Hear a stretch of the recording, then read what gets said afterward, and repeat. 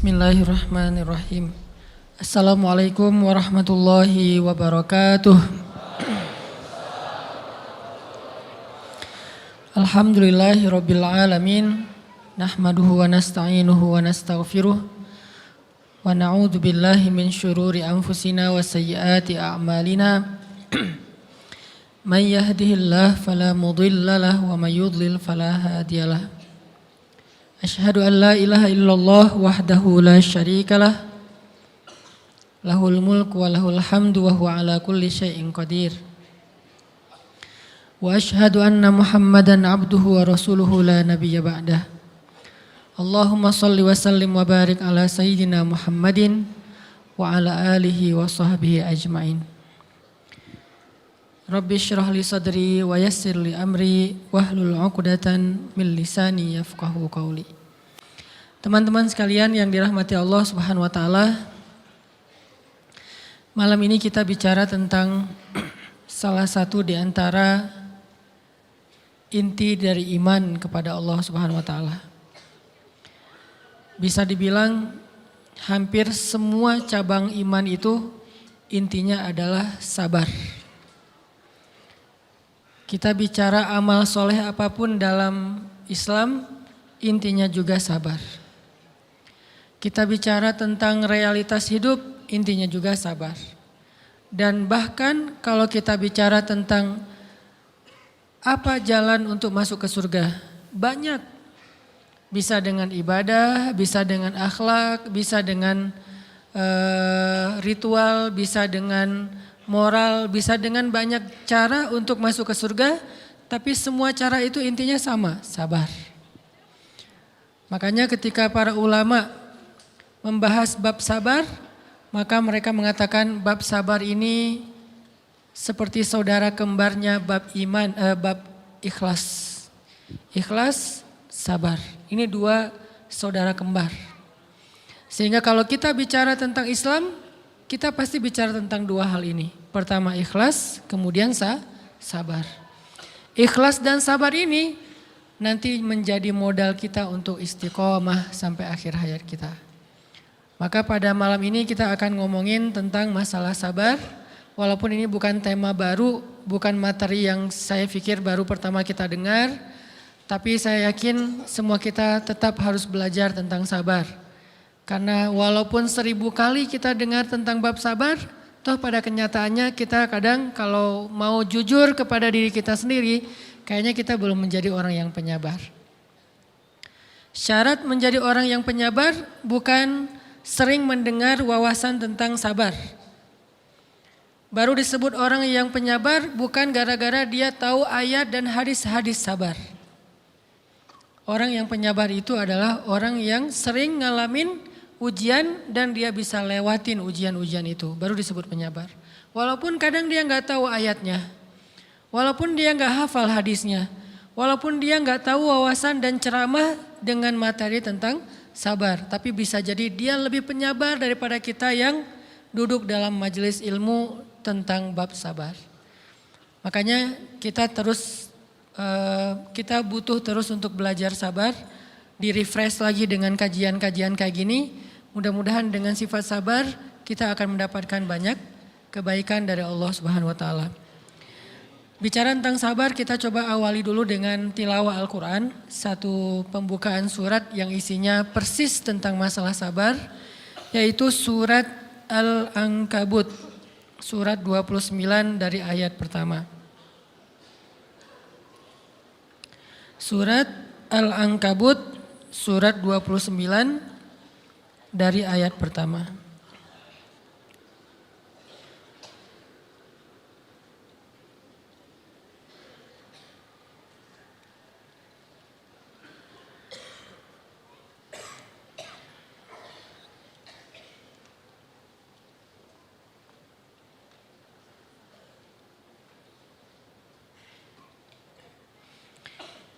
A'udzu billahi minasy syaithanir rajim. Silakan.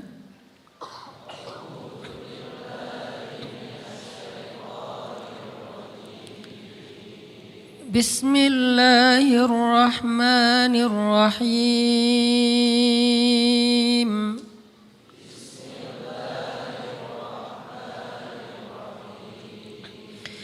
Alif Lam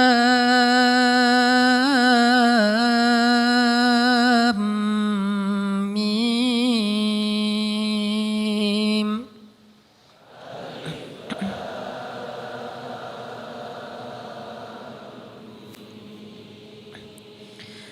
أحسب الناس أن يتركوا أن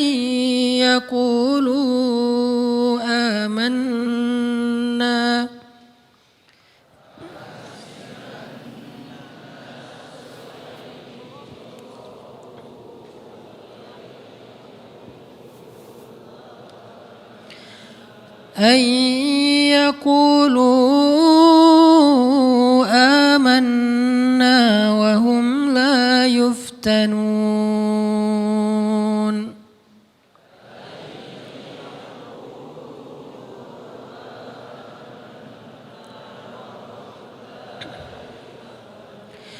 ولقد فتنا الذين من قبلهم فليعلمن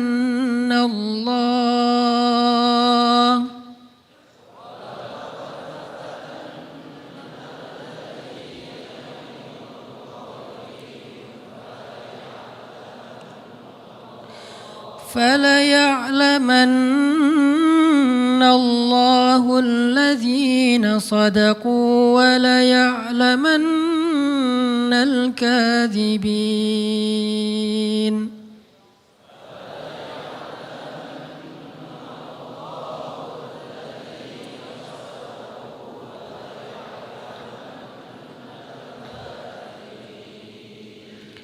Alif Lam Mim. Apakah manusia mengira akan dibiarkan saja mengatakan kami telah beriman, sedangkan mereka tidak diuji? Dan sungguh kami benar-benar pernah menguji orang-orang sebelum mereka, sehingga Allah Subhanahu wa Ta'ala memperlihatkan siapa orang-orang yang benar keimanannya, dan Allah memperlihatkan juga siapa orang-orang yang pendusta.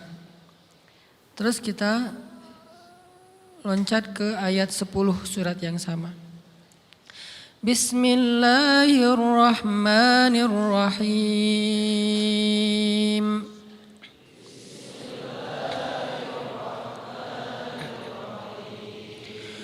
Wa minan nasi man yaqulu amanna billah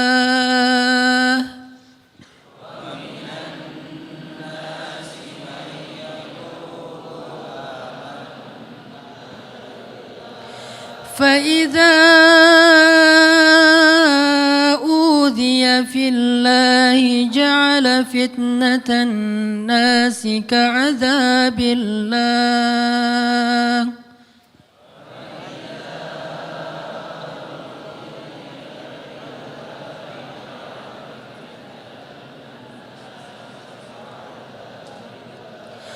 ولئن جاء نصر من ربك ليقولن إنا كنا معكم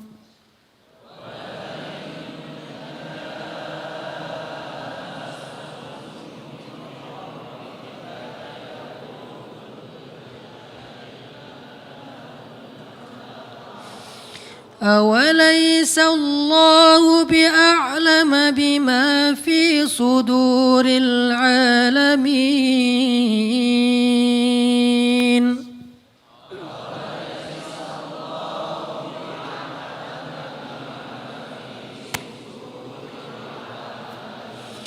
وليعلمن الله الذين آمنوا وليعلمن المنافقين.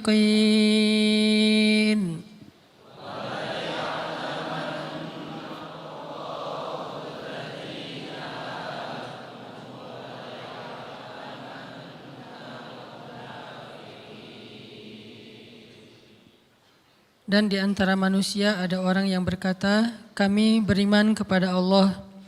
Namun apabila ia diuji di sisi Allah, ia menganggap ujian manusia itu sebagai azab dari Allah. Dan sungguh jika datang pertolongan dari Tuhanmu, mereka pasti akan berkata, sesungguhnya kami ikut bersama kalian. Bukankah Allah lebih mengetahui apa yang ada di dalam dada setiap manusia? Dan sesungguhnya Allah benar-benar mengetahui orang-orang yang beriman dan sesungguhnya Dia mengetahui orang-orang yang munafik. Shadaqallahul azim. Teman-teman yang dirahmati Allah Subhanahu wa taala, di ayat kedua surat Al-Ankabut Allah menyampaikan sebuah sindiran. Allah nyindir dengan bahasa, emangnya manusia pikir Allah akan biarin aja mereka mengatakan kami telah beriman, sementara mereka tidak diuji. Ini Allah lagi menyindir orang-orang yang selama ini berputus asa setelah beriman. Berputus asa setelah berhijrah. Berputus asa dan mengeluh setelah bertaubat. Allah lagi nyindir mereka nih. Seolah-olah Allah bilang, kenapa setelah kalian beriman malah kalian masih berkeluh kesah? Kenapa kalian setelah bertaubat malah menjadi ragu kepada Allah? Kenapa kalian setelah berhijrah malah jadi labil? Bukankah harusnya setelah kalian menyatakan kami taubat, kami hijrah, kami beriman, harusnya iman kalian makin mantap?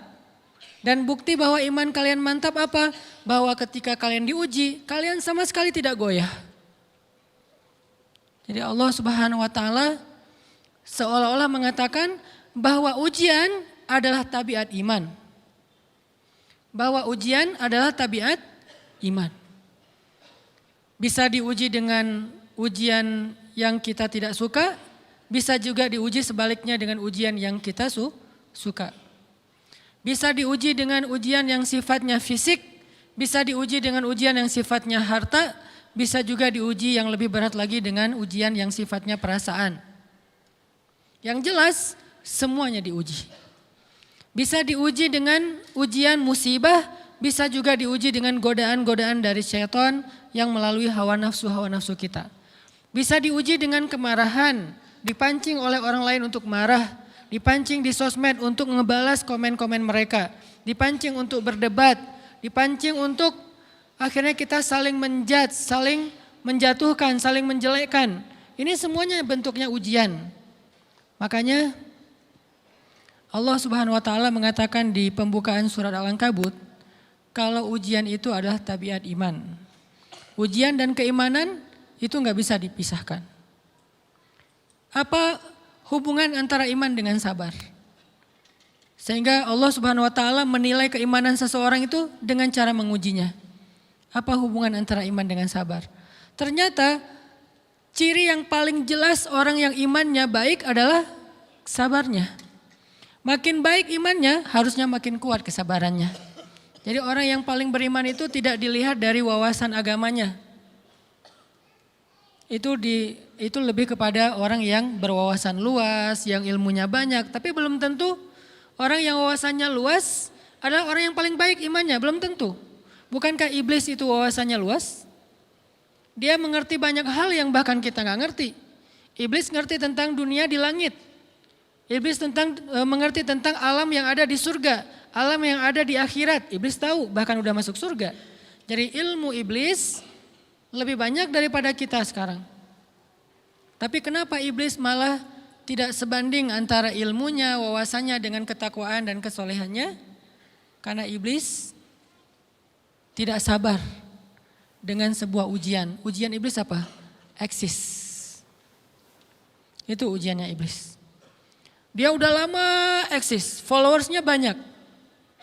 Setiap dia posting, orang berlomba-lomba jadi first like. Setiap dia posting, di repost rame-rame. Di YouTube viral. Channelnya tuh paling banyak subscribersnya. Iblis. Coba cari nanti di YouTube iblis. Ada nggak channel? Itu udah viral banget loh, eksis banget. Tiba-tiba datang pendatang baru.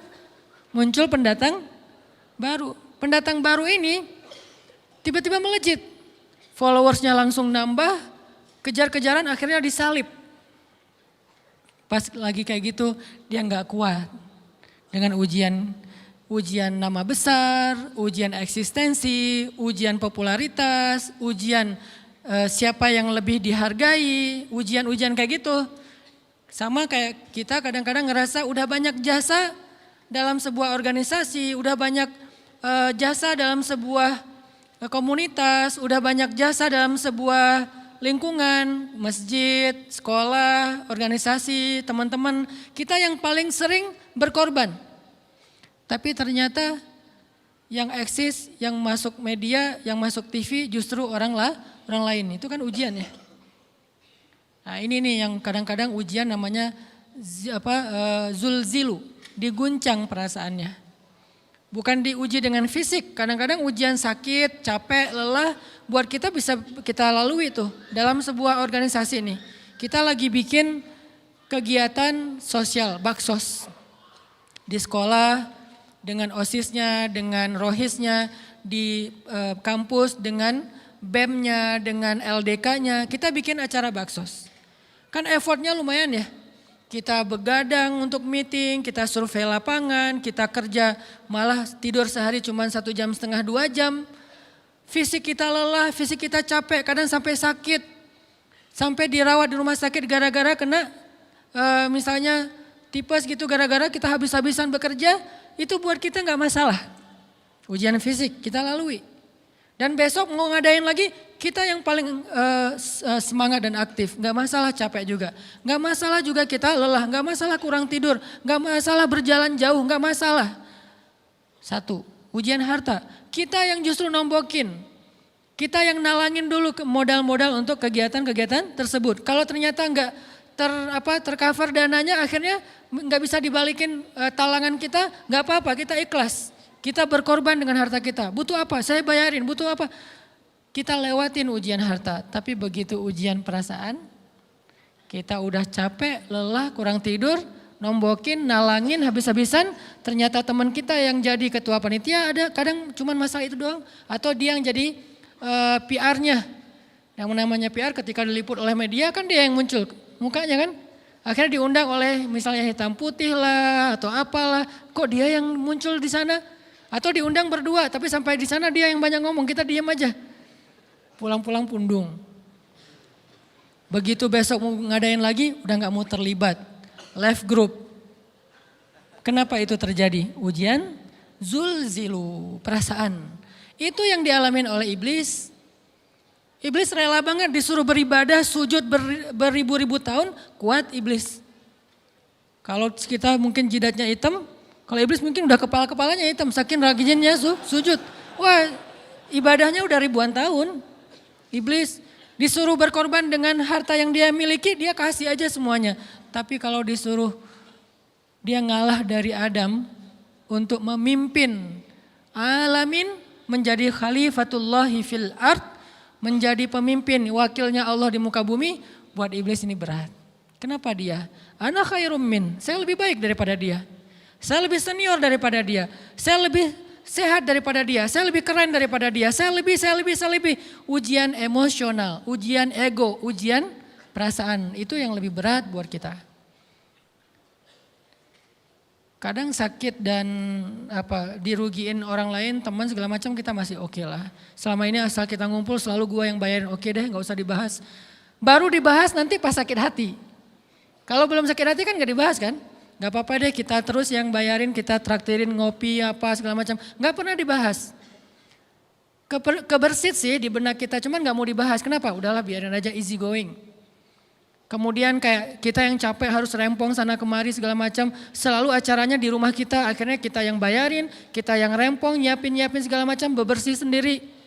Tapi begitu ada yang nyakitin perasaan kita sedikit aja, semua itu balik lagi. Dari dulu ya, nah keluar kan? Kenapa? Dipancing oleh ujian perasaan. Jadi ternyata yang paling berat itu adalah zulzilu, diguncang perasaannya. Kita kadang-kadang habis-habisan buat seseorang, gak masalah. Hujan-hujanan dia yang pakai jas hujan, kita gak pakai apa-apa, gak apa-apa. Sakit-sakitan juga, dikerok dan segala macam, biarin aja. Kalau perlu misalnya kalau bannya lagi kempes dia naik Grab, kita dorong-dorong motor terus cari tempat segala macam sampai tengah malam. Enggak apa-apa deh buat dia. Apa sih yang enggak buat kamu? Begitu dia selingkuh, keluar semuanya. Mulai list report keuangan. Wah dulu sekian, sampai uang receh-receh juga dihitung kan ya. Kenapa bisa kayak gitu? Perasaan kan? Nah ini nih yang kita coba belajar. Mungkin malam ini kita lebih banyak membahas tentang sabar terhadap ujian perasaan. Karena banyak macam-macam ujian. Nah gimana kita memanage perasaan kita, gimana cara kita merecovery perasaan kita dengan bab sabar. Insya Allah nanti akan kita lanjutkan setelah selesai sholat isya. Barakallah. Bismillahirrahmanirrahim. Teman-teman yang dirahmati Allah Subhanahu wa taala, kita lanjutkan tentang masalah sabar.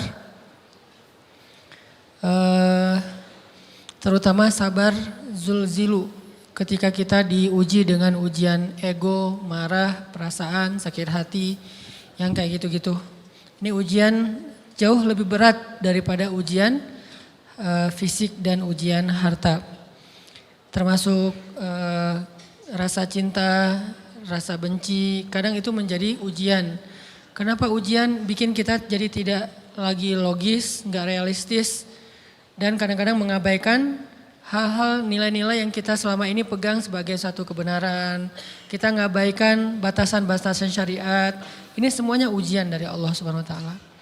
Sehingga tidak disebut orang yang beriman kecuali ketika Allah Subhanahu wa taala melihat dia sabar dalam ujian.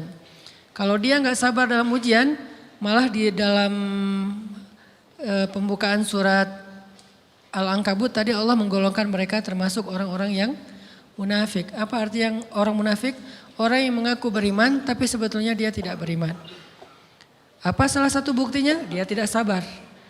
Jadi kalau kita mau menilai diri kita mukmin atau munafik, dan ini bukan materi untuk menjudge orang lain. Oh ternyata dia itu munafik, bukan. Lagi-lagi konsep kita belajar itu angle-nya untuk diri kita sendiri. Saya sangat tidak merekomendasikan kita belajar untuk mendapatkan kaca pembesar, mencari-cari kesalahan saudara kita. Tapi kita belajar untuk semakin bisa bercermin untuk menemukan aib dan kekurangan diri kita.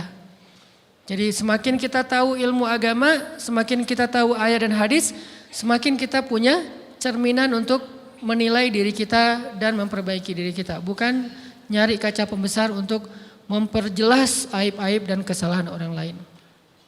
Kalau kita pengen menilai diri kita ini orang yang mukmin atau munafik, caranya lihat aja kita sabar nggak nih, terutama dalam masalah emosional, dalam masalah ego, dalam masalah marah, dalam masalah hawa nafsu, dalam masalah perasaan cinta, dalam masalah benci segala macam, masih bisa nggak kita adil bahkan kepada orang yang kita benci, adil kepada orang yang kita benci, adil kepada musuh sekalipun. Bahwa jangan sampai kita gara-gara gak suka kepada seseorang, kita berlaku zalim kepada dia. Jangan. Ini berarti kita harus ngelawan ego kita sendiri. Ego untuk memaafkan orang lain. Ego untuk bisa melupakan kesalahan orang lain. Ego untuk bisa berlapang dada dengan hal-hal yang gak nyaman daripada orang lain. Ini adalah ujian yang paling berat. Di situ kita bisa lihat kita nih mukmin atau munafik. Kalau nggak pernah sabar sama sekali dalam masalah ego, dalam masalah emosional, berarti jangan-jangan kita tergolong di antara orang-orang yang kata Allah wa ma hum bimu'minin. Mereka bukan orang yang beriman. Kata Allah di surat Al-Ankabut, mereka itu adalah wala ya'lamannallahul munafikin, orang-orang yang munafik. Nauzubillah min dzalik. Kalau kita merasa pernah sabar terhadap emosi kita, sekarang kita lihat sesering apa kita sabar terhadap emosi kita. Maka derajat seorang mukmin tergantung tingkat kesabarannya.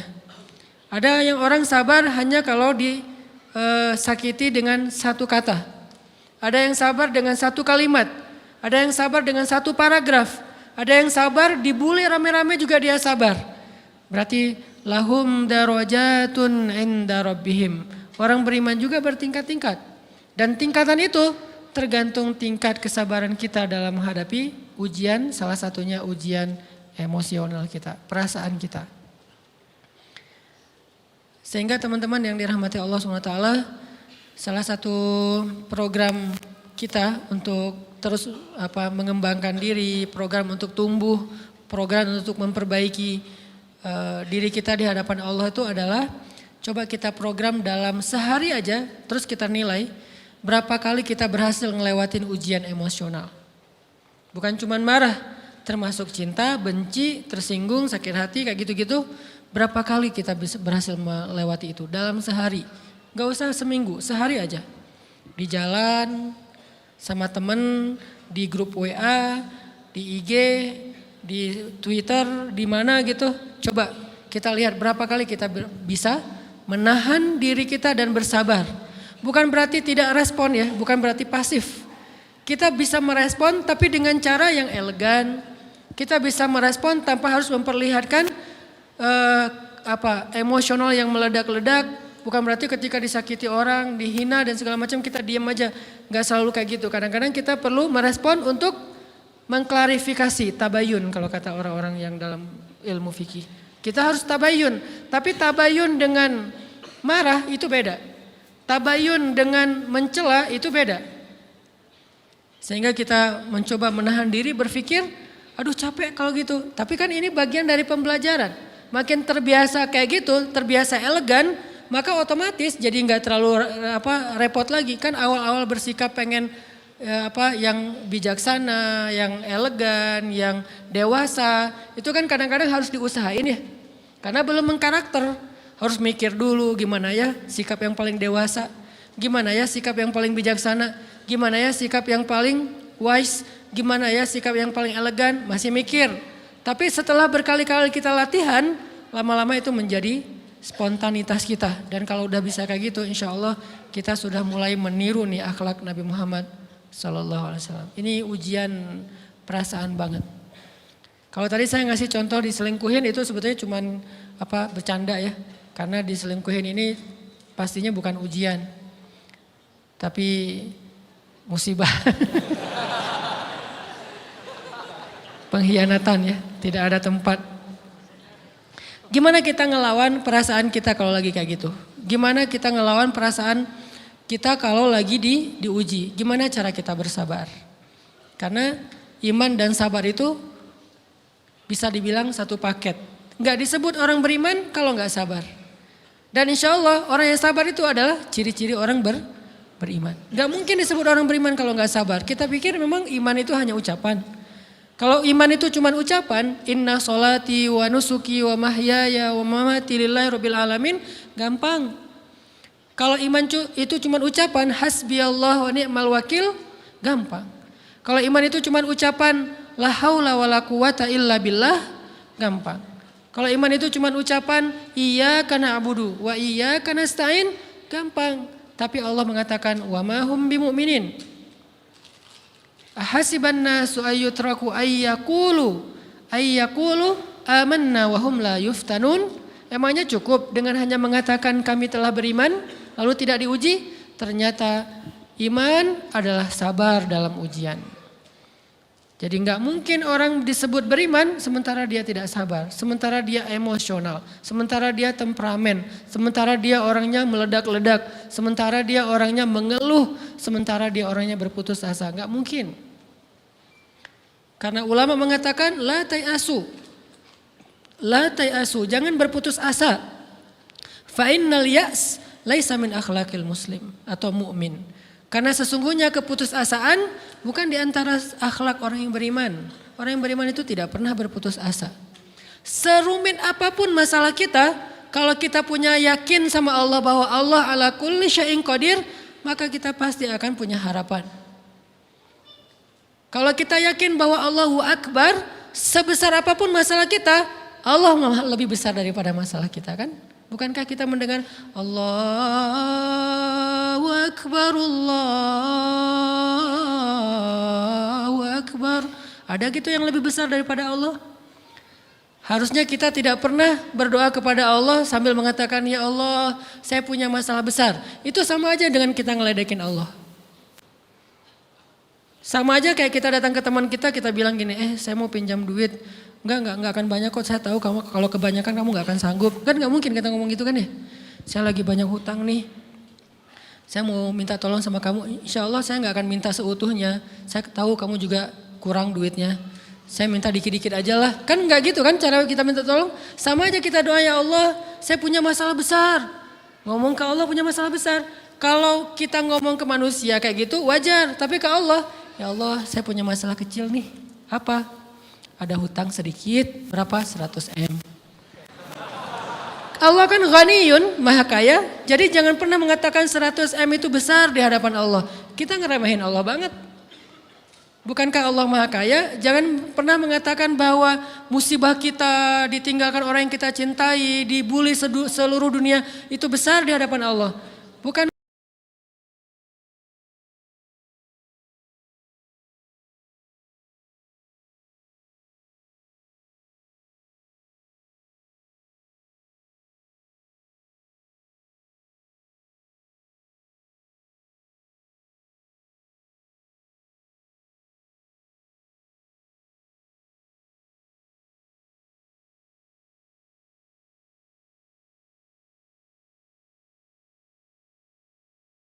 Katakan, ya Rabbi saya punya masalah besar.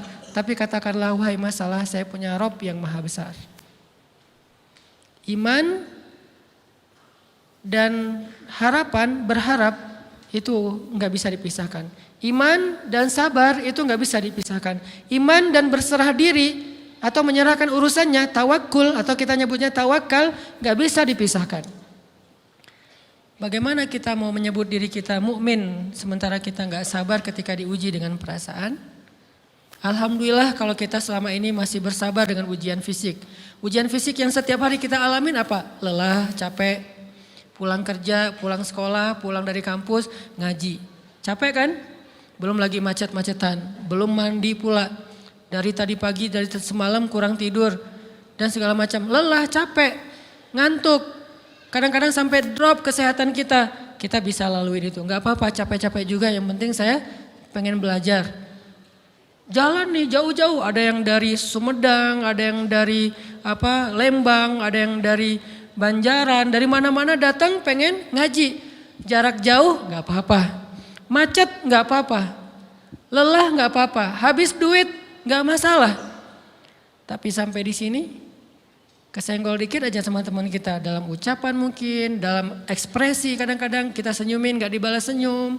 Atau mungkin hal-hal sepele itu bikin seolah-olah amal kita yang udah habis-habisan tadi jadi berkurang sampai habis pahalanya. Ujian perasaan. Kadang-kadang datang ke sini gak ada rasa tidak nyaman sedikit mungkin dengan teman kita atau dengan orang yang di sebelah kita.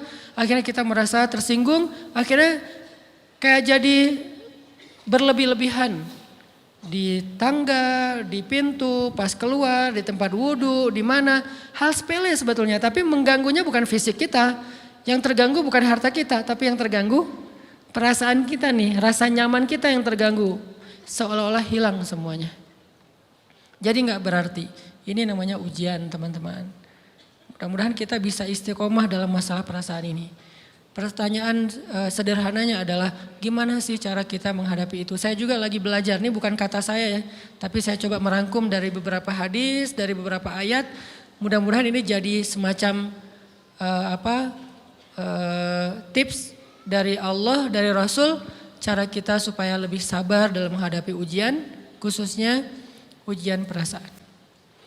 Pertama, saya mengambil dari hadis riwayat yang diriwayatkan dari Abu Hurairah, hadis Hasan. Nabi SAW mengatakan, "Ma yazalul bala'u bil mu'mini wal mu'minati fi nafsihi wa waladihi wa malihi hatta yalqallaha ta'ala wa ma alaihi khati'ah." Tidaklah seseorang selesai diuji, baik dia laki-laki orang yang beriman atau perempuan yang beriman, baik itu ujiannya terjadi pada dirinya atau melalui anaknya atau melalui hartanya. Artinya ujian harta, ujian fisik, ujian perasaan. Sampai dia bertemu dengan Allah dan dia tidak punya dosa. Apa maksud dari hadis ini? ujian itu tidak akan berakhir kecuali kalau dosa kita sudah habis. Allah akan menguji kita terus untuk membersihkan diri kita dari dosa. Sehingga yang harus kita coba bangun awareness dalam diri kita kalau lagi diuji, Allah pengen membersihkan dosa saya nih. Sehingga kita ridho dengan ujian, bukan ikhlas ya. Kalau ikhlas ibadah, kalau ujian ridho, rela. Saya ridho ya Allah walaupun ini berat. Saya ridho ya Allah walaupun saya berharap Engkau beri jalan keluar. Saya ridho ya Allah walaupun saya berharap ditolong oleh Allah. Tapi tetap ridho diberikan ujian itu sambil berdoa diberikan jalan keluar, ditolong, diberikan keajaiban. Cuman gak mau mengeluh. Dan berdoa meminta jalan keluar bukan mengeluh, itu ibadah. Berdoa itu ibadah dalam Islam. Sehingga Allah suka banget sama hamba yang berdoa. Allah suka dengan hamba yang curhat.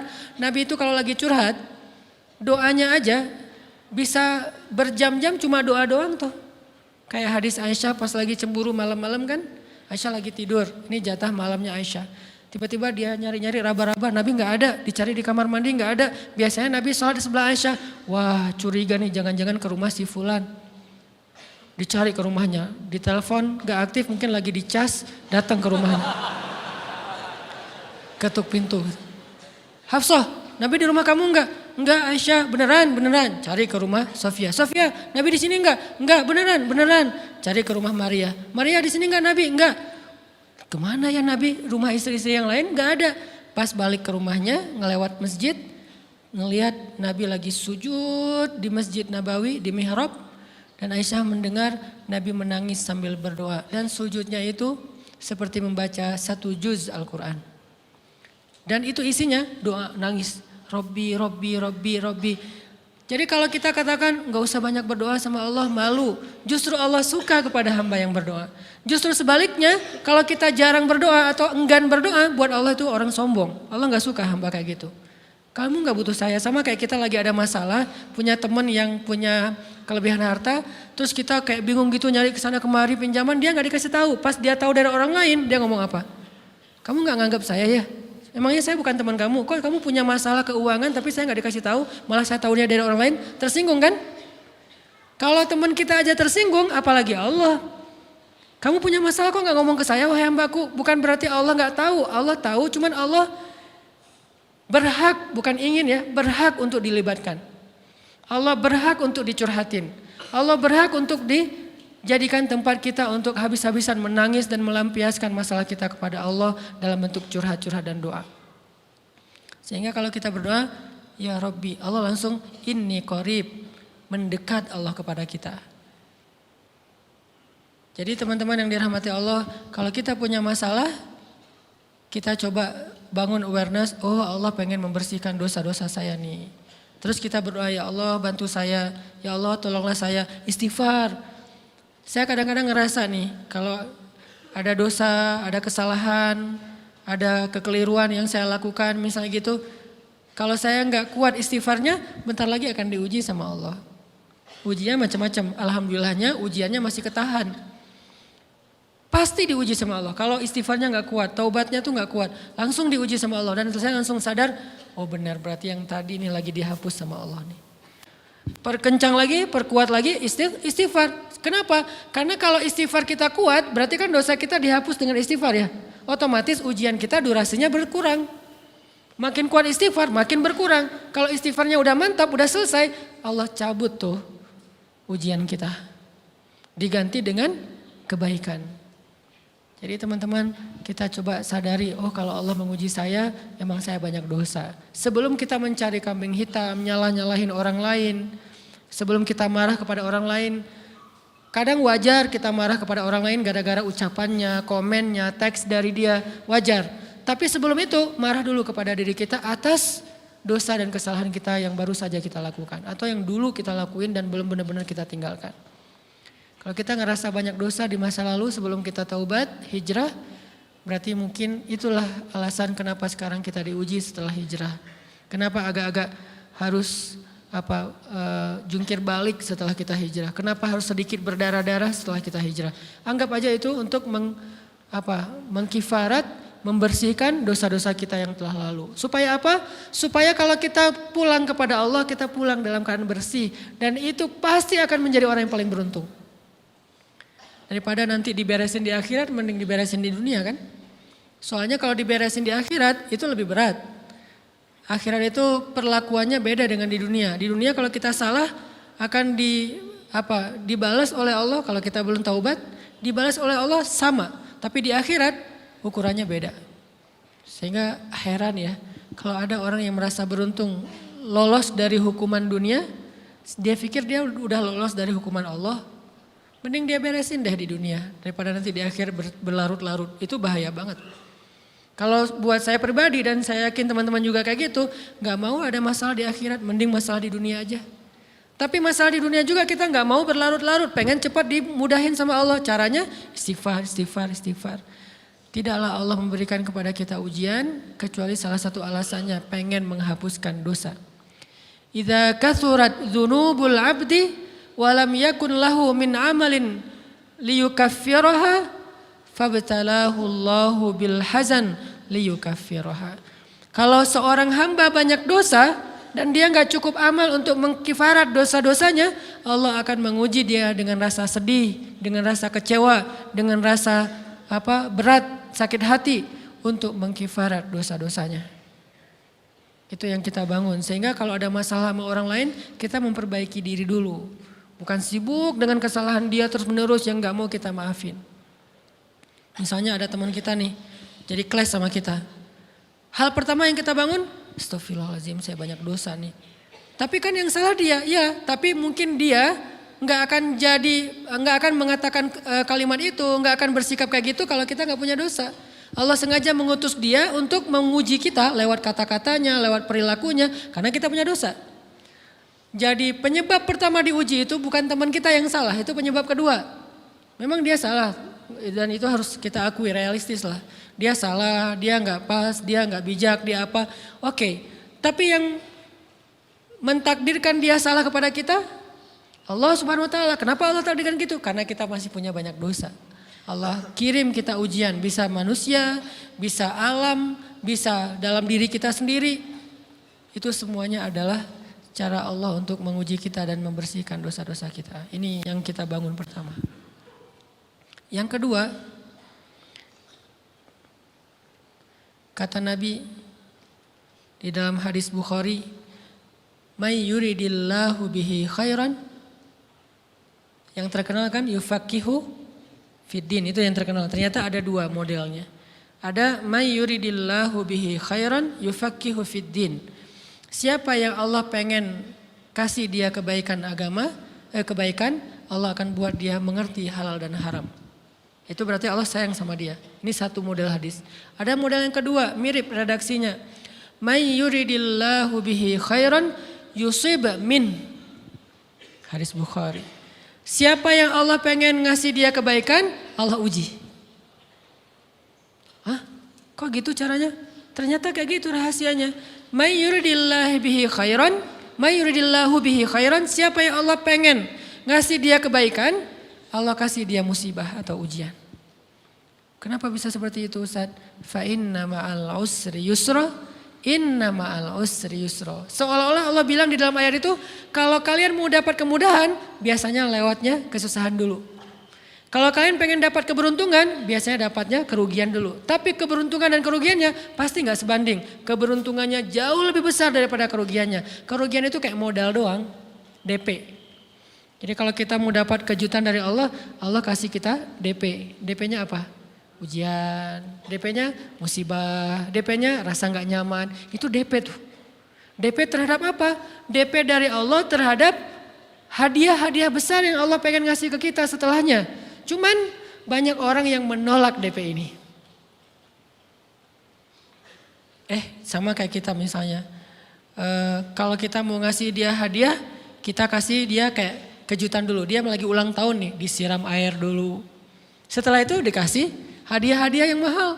Rela gak disiram air demi hadiah? Rela, udah siramin lagi aja.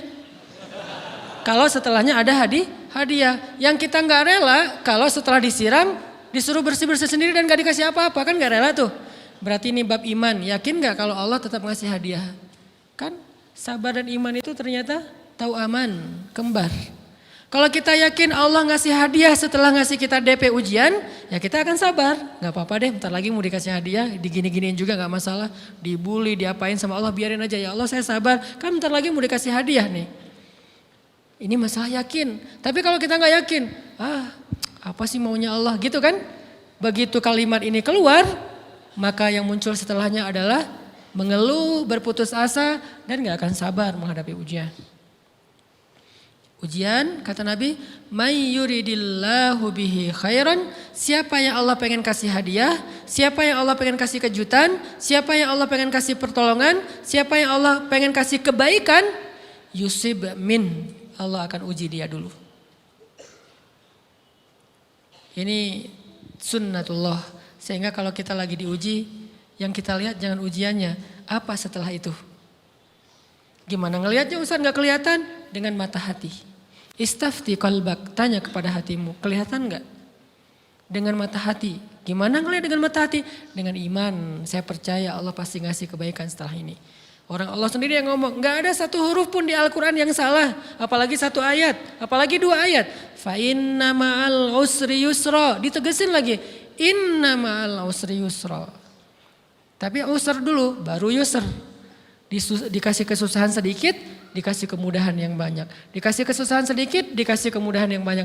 Ini yang kita coba bangun tajdidul iman. Bangun memperbaharui yakin. Sehingga ketika kita diuji, sedih, wajar. Mengaduh sedikit bukan mengeluh ya. Kalau mengeluh kan nyalahin Allah. Kalau ngaduh, yang namanya orang dicubit kan, itu ngaduh. Tapi kalau, apa sih maunya Allah? Nah itu ngeluh. Antara mengadu dengan mengeluh berbeda. Mengadu itu manusiawi.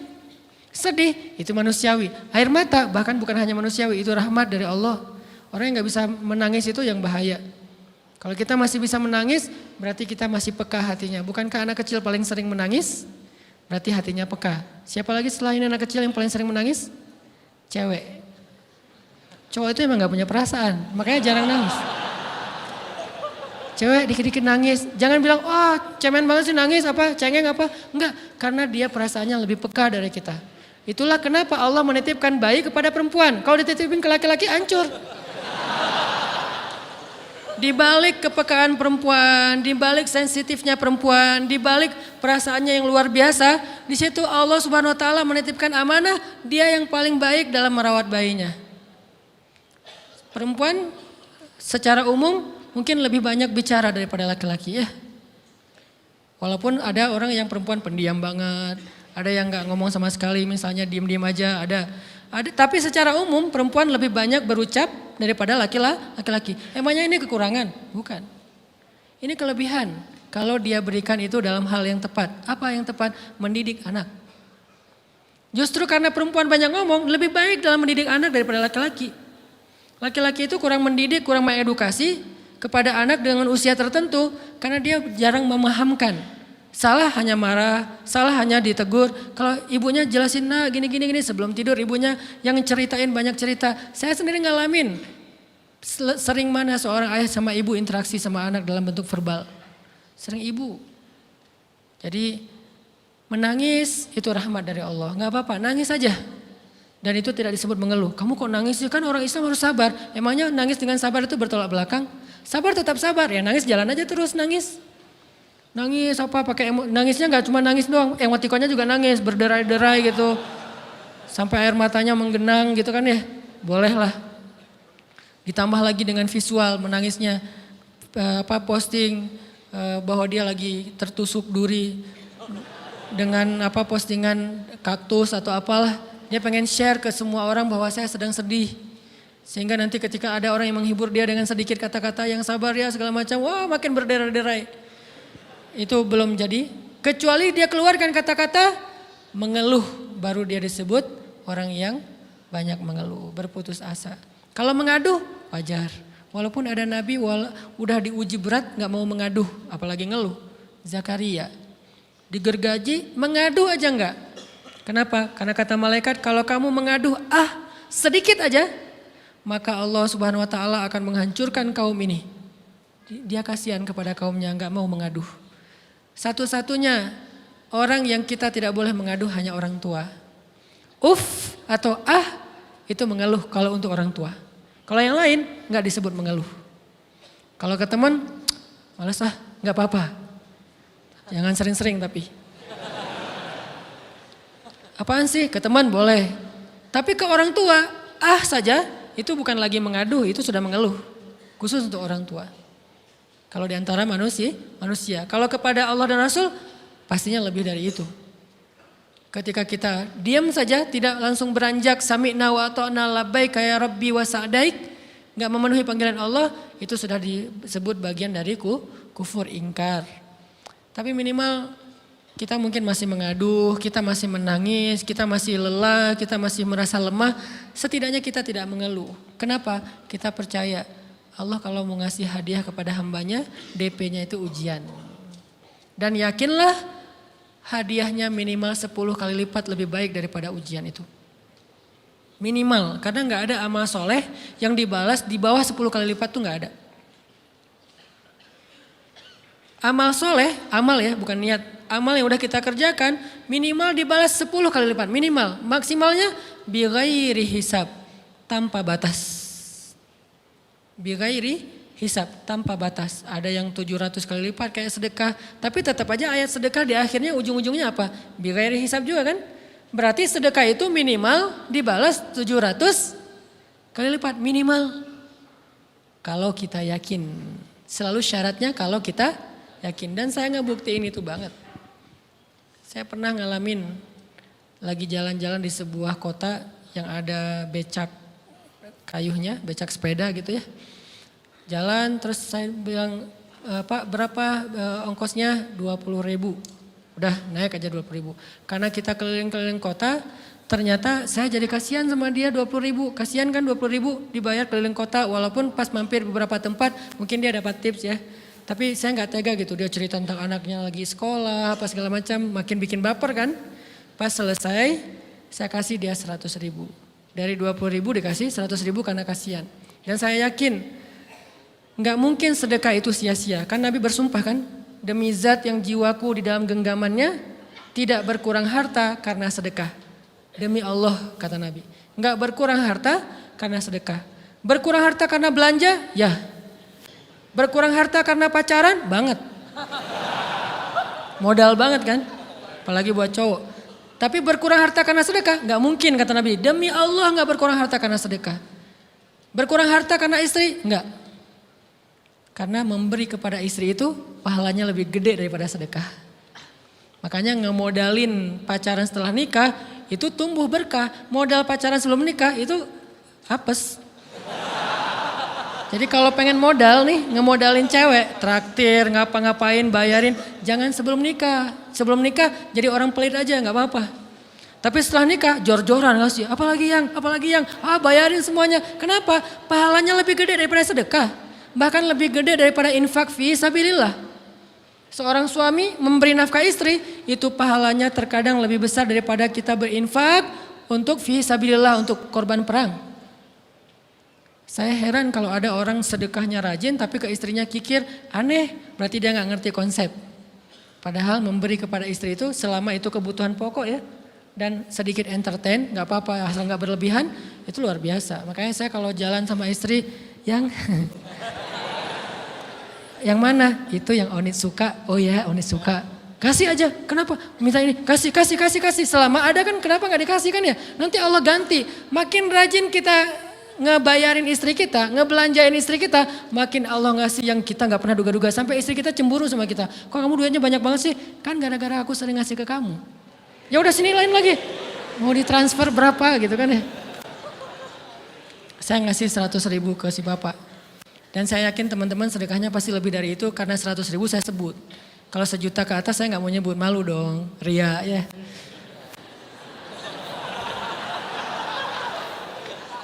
Sebenarnya nggak pernah sih. 100.000 deh, karena kan kecil, saya kasih 100.000. Ternyata begitu saya kasih 100.000, dia doa.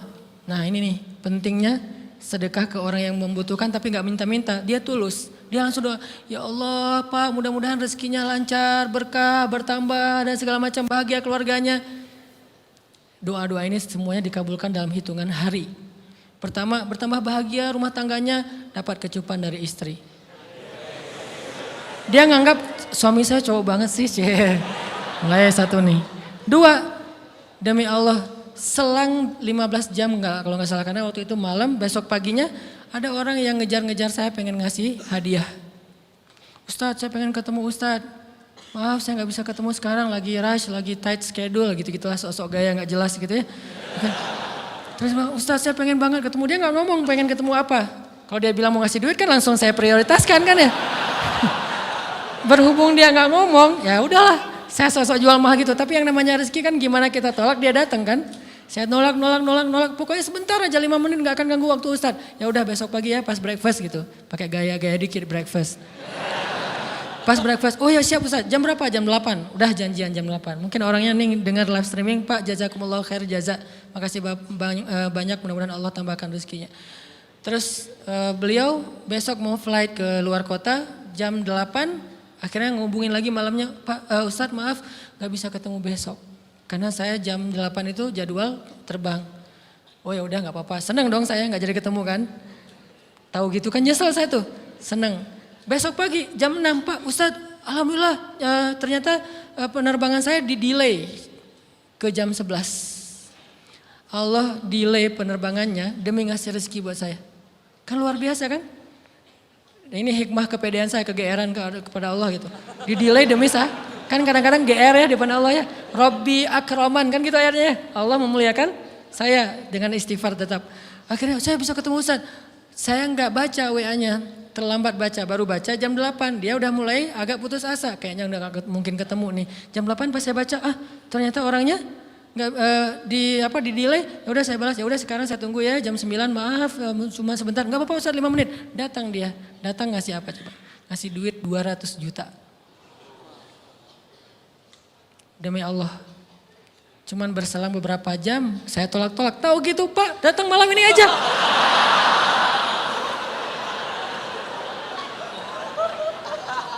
Harusnya malam itu juga saya cari orangnya. Kalau perlu saya yang nyamperin Bapak. Sherlock, saya kejar. Manusia gitu banget ya. Tapi Masya Allah di situ saya jadi tahu, oh doa orang itu lebih akurat, lebih mantap, lebih diijabah daripada doa saya. Mungkin bukan karena sedekah, tapi karena doa setelah sedekah. Ya Allah dan segala macam dimudahkan sama Allah. Itu luar biasa loh. Saya nggak percaya, saya pikir main-main, orang ini iseng kayaknya pengen ketemu doang, pengen selfie. Ternyata pas saya cek, ditransfer, di capture, Ustadz udah ditransfer. Saya, jangan-jangan nih jebakan Batman gitu ya. Nyari-nyari sana segala macam, alhamdulillah ternyata emang niat baiknya pengen, alhamdulillah saya terkesan, saya dapat hidayah lewat Ustaz segala macam. Sekarang saya pengen membalas jasa Ustaz walaupun kecil 200 juta. Untung saya nggak kaget dan kemudian pingsan. Pak 200 juta stroke kan ya, bahaya, lebih mahal dari 200 juta. Ini keajaiban ya teman-teman. Jadi kita tuh, saya kan sering bilang keajaiban itu terjadi tergantung tingkat iman. Bukan saya udah soleh banget, enggak. Saya belajar terus untuk yakin deh sama Allah. Modal kita tuh kan gini sebetulnya kan. Duit kita tuh banyak loh teman-teman. Cuman gak disimpan di bank, gak disimpan di saku. Disimpannya di sisi Allah. Bedanya apa sih? Kenapa kita kalau disimpan di bank tenang? Saya lagi punya duit banyak dari 100 juta. Di mana? Di bank. Aman. Kenapa kalau disimpan di saku? Aman. Tenang. Kenapa kalau disimpan Allah gak tenang? Kenapa kalau disimpan di Allah kita bilang gak punya duit? Ini kan gak fair sama Allah. Gak punya duit nih. Siapa bilang gak punya duit? Kan ada Allah. Tinggal minta sama Allah. Tapi gak ada wujudnya. Tapi kan ada janjinya. Bukankah janji Allah lebih kuat daripada wujud? Bukankah iman harusnya lebih mantap daripada sesuatu yang konkret yang kita lihat? Ada duitnya di sisi Allah. Kenapa gak dikasih? Karena kita belum butuh. Kalau kita yakin duit kita itu ada di Allah. Tapi dikasihnya pas kita butuh. Begitu butuh ya Allah langsung dikasih sama Allah. Itu banget benar-benar terjadi dalam kehidupan kita. Pasti kayak gitu. Tingkat tergantung kita yakin apa enggak. Nih, kalau Allah bilang, "May yuridillahu bihi khairan", Allah kalau pengen ngasih hadiah kepada seorang hamba, Allah kalau pengen ngasih kejutan kepada seorang hamba, yusib. Allah kasih dia ujian sedikit aja. وَلَنَبْلُوَنَّكُمْ بِشَيْءٍ sedikit, bisyai'im minal khawf wal ju' wa naqsim minal amwal wal anfus wath thamarat. wa basyiris sabirin. Kami uji sedikit aja dengan rasa lapar, dengan rasa takut, dengan sedikit kekurangan ini dan itu, sedikit. Tapi wa basyiris sabirin, sampaikan kejutan kepada orang yang bersabar. Sampaikan kejutan kepada orang bersabar. Jadi bisa dibilang kejutan-kejutan hidup kita itu munculnya dengan iman dan sabar. Dengan iman dan sabar. Iman artinya yakin, husnuzon sama Allah. Ana inda dhanni abdi bi. Aku tergantung prasangka hambaku kepadaku. Sabar. Wasta'inu bis sabri was shalah. Minta pertolongan Allah caranya dengan sabar. Kemudian dengan sholat. Pasti Allah tolong. Ustaz saya udah sabar. Sabar lagi. Isbiru wasabiru. Kalau udah sabar, bersabar lagi. Sampai kapan Ustaz? Sampai Allah Subhanahu wa taala benar-benar mengakui kesabaran kita. Setelah itu Allah pasti kasih. Terus apa yang harus saya lakukan Ustaz? Buktikan di hadapan Allah kita itu hamba yang penyabar. Jangan bilang ya Allah saya akan sabar. Jangan, tunjukin aja. Ya Allah kurang apa lagi dari saya? Tunjukin aja. Nanti Allah sendiri yang akan memberi kita gelar sabirin. Sehingga Allah bilang wabasyiris sabirin. Sampaikan berita gembira kepada hambaku yang sabar. Dan kalau Allah udah ngasih berita gembira itu beruntun loh. Kita sabar kayak Allah tahan dulu nih ya. Kejutan Allah tahan dulu hadiahnya buat kita tuh. Ditahan, tahan. Makin lama makin sulit pastinya. Makin lama makin berat, makin lama makin berat. Begitu dibuka kerannya itu gak ada selesai-selesainya. Sampai kita kebingungan. Loh kok datang terus-terusan. Kayak gitu cara Allah memperlakukan hambanya. Nabi Ayub. Sakit pertama, sakit fisik. Sakit kedua, sakit hati. 2 penyakit Nabi Ayub. Fisik pertama, beliau lumpuh, beliau sakit. Sakit hatinya apa? Ditinggalkan oleh orang-orang terdekatnya. Anaknya meninggal. Sedih kan? Kemudian pembantu-pembantunya pada resign. Makin kecewa. Dasar kalian. Kemudian teman-temannya pada menjauh. Grupnya nge-live dia. Bukan dia live grup. Grupnya yang nge-live dia. Orang unfollow. Tiba-tiba followersnya tinggal 1 doang. Yang tadi ada ribuan, sekarang tinggal 1. Istri satu-satunya yang masih setia mendampingi beliau. Tinggal 1 followersnya. Kebayang gak tuh? Yang posting udah sepi, udah gak ada yang nge-like. Istri aja yang nge-like. Ini nih Nabi Ayub. Ditambah lagi datang keluarganya ke rumah Nabi Ayub. Gak mau ketemu dalam jarak dekat. Dari luar ngomongnya, Ayub kami gini. Kemarin harta kamu tuh kan kamu ada masalah minjam duit karena istri kamu ini gimana nih bayarnya? Terus mereka tutup muka, nggak mau tertular. Mereka bilang jangan dekat-dekat dengan Ayub. Yang lebih parah lagi ada yang sampai nuduh gini. Ternyata ya kamu itu selama ini bukan orang soleh. Selama ini kamu tuh pura-pura pencitraan ordai. Ini buktinya nih. Ternyata akhirnya Allah tunjukin juga borok kamu, aib-aib kamu. Ternyata kamu itu selama ini orang munafik. Jadi Nabi Ayub malah dituduh orang jahat, orang yang terkutuk, yang selama ini mencitrakan diri sebagai orang baik gara-gara sakit itu dituduh demikian. Sedih luar biasa, bertahun-tahun, ada riwayat mengatakan 17 tahun, ada yang mengatakan lebih atau kurang. 17 tahun ditahan semua kebaikan oleh Allah, kecuali 1, iman. Sehingga Nabi Ayub tetap yakin Allah maha baik, pokoknya yakin Allah maha baik. Allah, gimana pun diuji Allah maha baik. Diambil anaknya Allah maha baik. Diambil kesehatannya Allah maha baik. Diambil hartanya Allah maha baik. Jadi orang yang tadinya paling kaya di negerinya sekarang paling miskin di negerinya. Kebayang gak tuh dibalik 180 derajat. Yang tadinya paling kaya gak ada yang lebih kaya daripada Ayub. Sekarang yang paling miskin. Gak ada yang lebih miskin daripada Ayub. Allah maha baik, Allah maha baik, Allah maha baik. Husnuzan kepada Allah. Dan itu gak sehari 2 hari, 17 tahun husnuzon kepada Allah. Pada puncaknya ketika istri beliau harus menjual rambut, gundul, potong rambut, dijual demi apa? Udah gak tahu lagi mengemodalin apa untuk ngasih makan Nabi Ayub. Akhirnya nyari-nyari kerja gak ada yang nerima, jual rambut, pakai jilbab di rumah gak buka-buka jilbab. Ayub curiga, yang kenapa kamu gak buka jilbab di hadapanku? Enggak apa-apa, kan lagi musim panas, gak apa-apa. Akhirnya Nabi Ayub minta tolong dibukain ada apa, curiga kan. Pas dibuka udah botak rambut istrinya, Nabi Ayub menangis. Kenapa, apa yang terjadi? Istrinya bilang, suamiku gak ada lagi modal buat kita makan. Saya cari-cari kerja sana sini, gak ada yang nerima. Bahkan untuk mandiin hewan aja nggak diterima. Akhirnya saya jual rambut saya, mudah-mudahan bisa untuk kita makan beberapa hari. Istrinya keluar, Nabi Ayub menangis, baru Nabi Ayub berdoa. Itu juga doanya malu-malu dan husnuzon. Malu-malu, husnuzon. Gimana kalimatnya? Rabbi massaniyaddur. Ya Allah, saya sakit. Gitu doang ngomongnya. Bukan, ya Allah udah sekian tahun saya sakit, saya gini, saya gitu. Enggak. Ya Allah, saya sakit. Wa anta arhamur rahimin. Tapi tetap ya Allah buat saya engkau yang paling baik. Coba, masih ngomong gitu. Arhamur rahimin. Gak apa-apa, jadi seolah-olah mau ngomong, ya Allah saya sakit, tenang-tenang saya gak ngeluh ya Allah, engkau tetap yang paling baik. Gitu coba Nabi Ayub ke Allahnya tuh. Langsung Allah munculkan mata air di bawah kaki Nabi Ayub. Tiba-tiba beliau jadi basah, mandi, sembuh semua penyakit, rontok dengan semua luka-lukanya. Dan wajah Nabi Ayub semua tubuhnya menjadi muda. Yang usianya tadi udah 80-an tahun, tiba-tiba menjadi di antara 35 tahun. Itu usia ideal. Maaf ya, saya usianya kurang lebih segitulah. Usia penduduk surga antara 30 sampai 40 tahun. Itu usia penduduk surga. Dan usia itu mempertemukan dua kebaikan. Fisiknya sudah sempurna dan akalnya juga kebijaksanaannya sudah sempurna. Kalau di bawah 30 tahun fisiknya sempurna, akalnya belum sempurna. Kalau di atas 40 tahun akalnya sempurna, fisiknya sudah berkurang. Antara 30, 40, 45 ya kurang lebih segitulah. Nabi Ayub menjadi muda lagi. Jadi keren, persis kayak masa mudanya.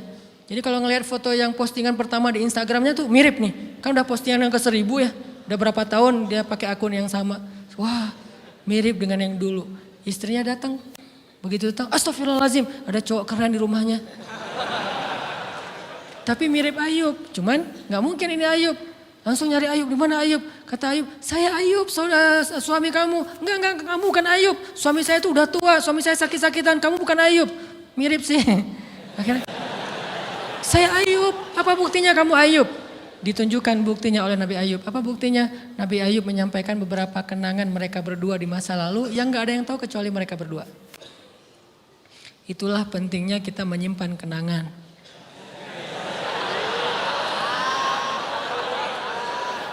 Kalau ada masalah gitu kan, nauzubillah harus operasi wajahnya. Kamu bukan suami saya.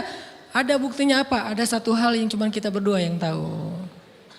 Kalau perlu jangan satu hal, banyak hal ya. Cuman kita doang yang tahu. Orang lain nggak tahu. Pas disebut itu benar, tidak ada yang tahu masalah itu kecuali kita berdua. Akhirnya dipeluk Nabi Ayub ngajak istrinya untuk mandi di mata air yang sama. Istrinya mandi langsung muda lagi. Setelah itu Allah SWT beri mereka harta yang sangat banyak. Lihat kalau Allah udah buka, pertama fisiknya disempurnakan lagi. Kemudian Allah turunkan air hujan, diturunkan hujan bukan air. Hujannya dinar dan dirham. Di belakang rumah Nabi Ayub itu ada tempat penampungan gandum gitu kan. Ada 2 tempat penampungan. Turun hujan pertama dinar. Sampai penuh penampungan gandum dengan dinar, koin-koin dinar yang 1 dinar mungkin harganya sampai 3 juta. Turun banyak, kemudian turunnya lagi dirham. Penuh, turun lagi di atas atap-atap beliau sampai rumah Nabi Ayub dipenuhi dengan dinar dan dirham. Ini apa? Nabi Ayub kaget. Setelah itu istrinya hamil. Setiap tahun ngelahirin 13 anak Nabi Ayub yang sudah Allah wafatkan. Lahir setahun satu. Wajahnya, karakternya, namanya semua persis seperti yang sudah Allah ambil. Seolah-olah mereka belum meninggal tapi mereka hanya pergi dan kembali lagi. Dibalikin semuanya. Dan Nabi Ayub lebih kaya berpuluh-puluh kali lipat daripada sebelum beliau sakit. Buah dari kesabaran. Artinya Allah kalau mau ngasih kebaikan yang berlipat ganda, yang luar biasa, yusib, Allah kasih dia ujian sedikit. Itu hadis Bukhari. May yuridillahu bihi khairan yusib min. Allah akan menguji dia. Dan yang terakhir yang kita coba bangun juga, ini saya yang lebih ke perasaan ya. Kalau amaliyahnya mungkin ustadz-ustadz lain mengajarkan amal riyadhah buat sabar segala macam. Ini lebih ke perasaan. Satu, kita yakin emang kita layak dikasih hukuman kayak gini, emang kita banyak dosa.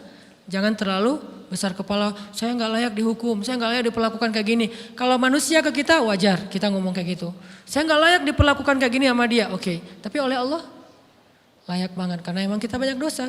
Makanya kalau kita nggak kuat lama-lama digituin, banyak istighfar. Yang kedua, husnuzon, lebih keperasaan nih. Oh Allah pengen ngasih saya kejutan. Sabar, sabar, sabar. Sampai kapan? Sampai Allah benar-benar melihat kesabaran kita. Yang ketiga, nah ini juga lebih keperasaan. Allah itu kalau kangen kepada kita, ngasih kita ujian. Terutama kita yang kalau nggak dikasih ujian, jarang romantis sama Allah. Kalau udah dikasih ujian, Allah Akbarnya tuh bergetar gitu. Allahu Akbar. Kenapa banyak ujian? Tapi kalau lagi normal, sholat mah sebelah kaki, santai aja. Kalau perlu bersandar gitu ya. Sholatnya nggak wudhu, tayamum cepet-cepetan, biar gampang gitu. Kan tayamum juga boleh Ustaz, kayak gitu-gitu lah. Kenapa? Kalau lagi normal, doa, Rabbana atina fid dunya hasanah. Kalau misalnya baca dalam sholat, qul huwallahu ahad, itu juga dibagi 3 rakaat. Tapi kalau lagi diuji, Alif Lam Mim, Toha, Yasin, semua dibaca pembukaan surat. Khatam 30 juz teh. Kenapa? Lagi diuji. Sholat panjang, doa ya Allah habis-habisan. Baru takbir udah nangis, Al-Fatihah aja nangis. Terus kalau ini baca Al-Quran, Bismillahirrahmanirrahim, khusyuk gitu. Tahajud, belum malam dia udah tahajud gitu.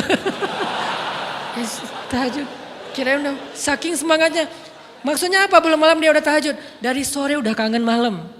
Kapan ya malam, kapan ya tengah malam, kapan ya saya pengen tahajud, kangen dengan tahajud. Kan ada orang kayak gitu, saya kenal beberapa orang yang katanya hanya menunggu malam aja setiap hari. Setiap pagi kapan ya malam, pas malam bahagia tahajud, pagi lagi kapan ya malam. Artinya belum malam udah tahajud, saking kangennya dengan tahajud, rindu banget sama Allah, romantis banget dengan Allah. Khatam Al-Quran berkali-kali dalam seminggu. Begitu dia dikasih jalan keluar, menjauh sampai lupa sama Allah. Sehingga kalau Allah kangen sama dia, Allah kasih dia ujian dikit. Ta'ala ya abdi, kesini wahai hambaku, kesini. Biar kita berdua-duaan lagi nih. Kalau gak mau digituin, tetaplah dekat kepada Allah walaupun kehidupan kita dalam keadaan mudah.